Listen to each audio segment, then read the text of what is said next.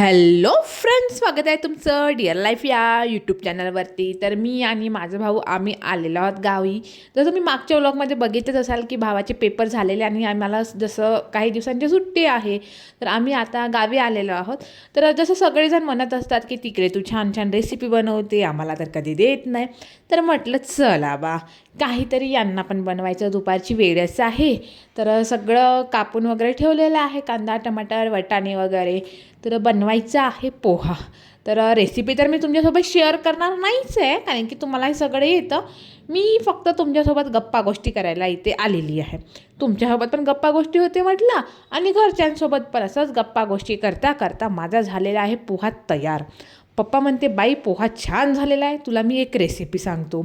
म्हटलं ठीक आहे सांगा, पण त्याआधी छान असा गूळ घातलेला, हळदी घातलेला आणि तुळशीची पानं टाकलेला आपला असं चहा तयार आहे. तर म्हटलं गरमागरमामध्ये चहा पिऊन घ्यायचं आणि त्यानंतर रेसिपी करायची.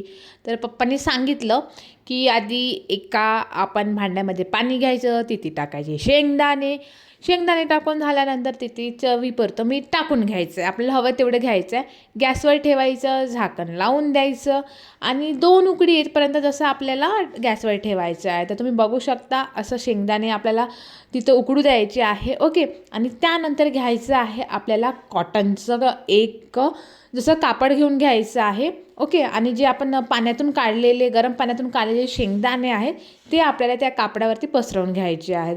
पप्पा मला सांगत होते, शिकवत होते. म्हटलं चला ही रेसिपी तुमच्यासोबत नक्की शेअर करावी बा म्हणून. ओके. तर असं टॅप टॅप करून तिथलं पाणी जरा निघून जातं आणि त्यानंतर मग गॅसवर आपल्याला तवा घेऊन तिथे टाकून घ्यायचं आहे मीठ, आणि जे आपण कापडमध्ये घेतलेले होते शेंगदाणे ते आपल्याला त्या मिठावरती सोडून घ्यायचे आहेत. ठीक आहे. तर जसं आपल्याला विकताना मिळते ना जे शेंगदाणे, खारे शेंगदाणे, अगदी तसाच हे शेंगदाणे बनणार आहे. ओके. तर पप्पांनी हे रेसिपी म्हटलं चला तुला पण माहिती व्हावी म्हणून मला सांगितली. मी म्हटलं तुम्हाला माहिती व्हावी, मी माझ्या प्रेक्षकांना माहिती व्हावी म्हणून मी तुमच्यासोबत ही शेअर करायचं आहे. तर हे जसं आपल्याला मिठामध्ये चांगल्या प्रकारे भाजून घ्यायचं आहे. ओके. तर पूर्ण असं भाजून झाल्याचा कलर जसं चेंज होऊन जातो. आपल्याला कसं समजायचं ते मी तुम्हाला शिकवते. जे मीठ आहे ना त्याचा पण कलर असं काळपट येतो आणि शेंगदाण्याचा पण कलर असा चेंज होऊन जातो. याला काही झटपटच होतात, काही मेहनतीचं काम नाही आहे आणि काही वेळातच आपली रेसिपी झालेली आहे तयार. हे गरम आहे, थंड झाल्यावर ना बापरे विचारू नका काय चव असते. जर आपण विकत घेतो ना अगदी तसंच ही रेसिपी आहे. असेच हे खारे शेंगदाणे झालेले आहेत तयार. तर व्हिडिओ कसं वाटला नक्की सांगा. लाईक शेअर सबस्क्राईब करायला विसरू नका. भेटूया आपण नेक्स्ट व्लॉगमध्ये. तोपर्यंत काळजी घ्या.